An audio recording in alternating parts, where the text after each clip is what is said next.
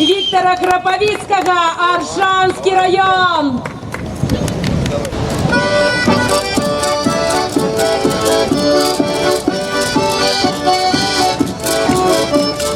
Мы приехали на свято, отдышу людей богато. Мы не будем сумовать, будем добро выступать.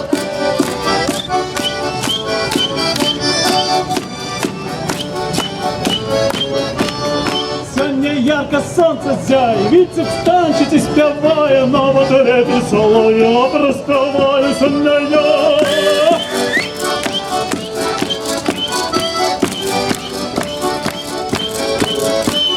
Мілка кашу, як варила, несерйозно говорила. До журі не приставай, просто танчик і співай.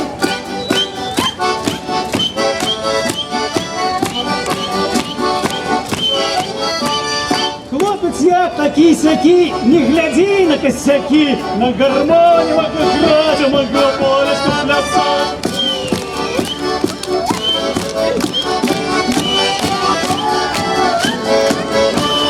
На Славянском базаре девки хлопцев выбирали, выбрали меня 3 раза. Отчепитесь, заразы!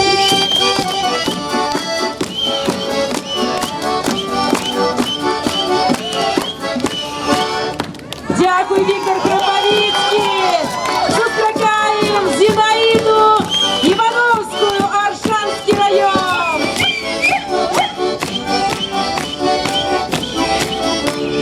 На Славянском базаре собралось шмат людей. Ты гагарушек покликал и дорожных детей.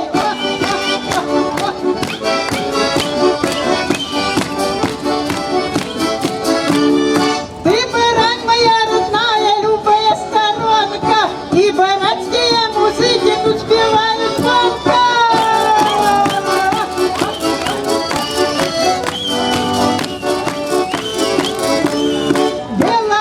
Беларусь, любая катанка, лепит ты за всех на свете, я крутая мамка.